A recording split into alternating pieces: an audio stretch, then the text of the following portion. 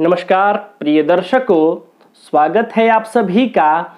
और आज हम जानेंगे कि आखिर ज्योतिष शास्त्र में क्यों अधिक महत्वपूर्ण है सूर्यदेव।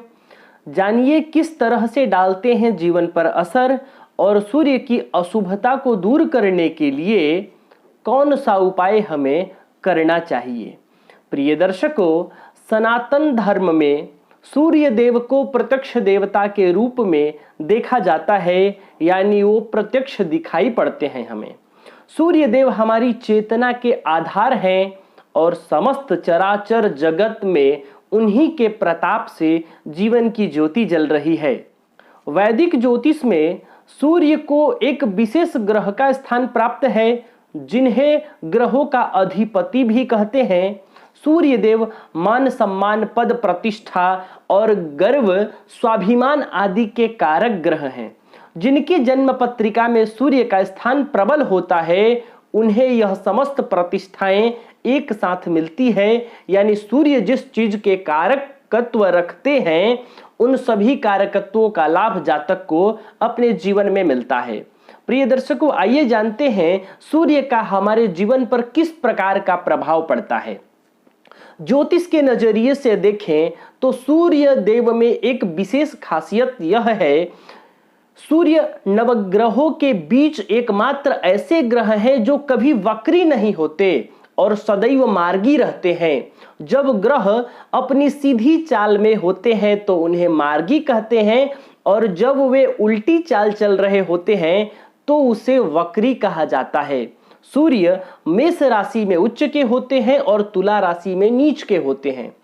जिन कुंडलियों में सूर्य मजबूत अवस्था में होते हैं, वैसे जातकों का आत्मविश्वास काफी मजबूत होता है।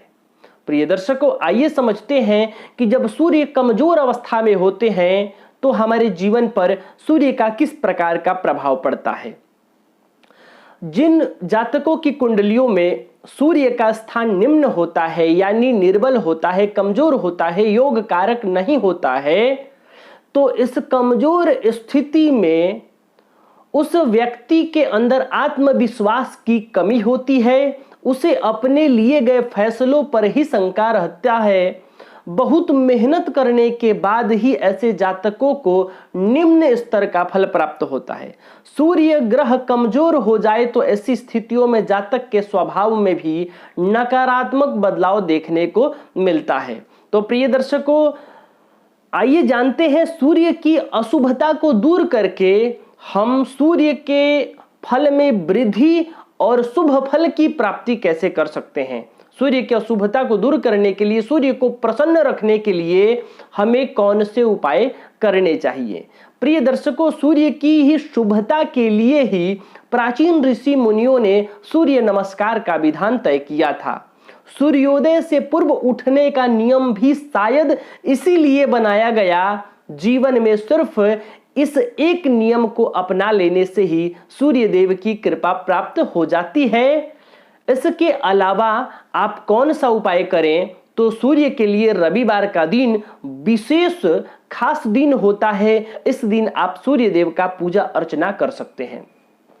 कुंडली में सूर्य को मजबूत करने के लिए कम से कम 12 रविवार का व्रत कीजिए। फिर इस व्रत को करने से सूर्य देव की कृपा प्राप्त हो जाएगी और आपको अपने जीवन में सफलता मिलने लगेगी। प्रिय दर्शकों, ज्योतिष के अनुसार सूर्य को मजबूत करने के लिए रविवार के दिन स्नान आदि से निवृत्त होकर लाल वस्त्र धारण करके सूर्य देव का पूजा अर्चना करने के बाद ओम ह्रांग ह्रीम ह्रौम सह सूर्याय नमः इस मंत्र का एक माला जप अवश्य करें। ऐसा करने से अवश्य ही लाभ प्राप्त होगा। रविवार के दिन सुबह स्नान के बाद साफ जल में लाल चंदन, लाल पुष्प, अक्षत और दुर्वा मिलाकर सूर्य देव को जल अर्पित करें और नियमित जल अर्पित करें। ऐसा करने से भी सूर्य मजबूत होते हैं।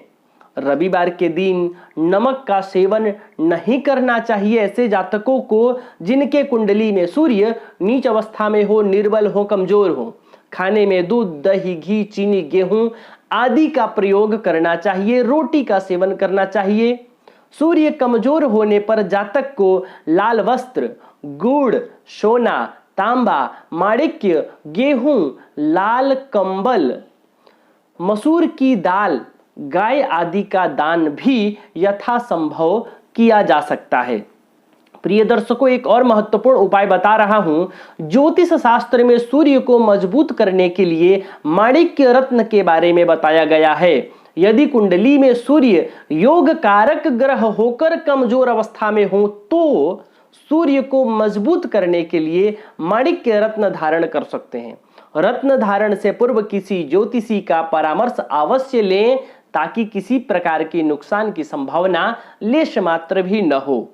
इसके बाद आप आदित्य हृदय स्तोत्र का पाठ करके भी सूर्य को प्रसन्न कर सकते हैं।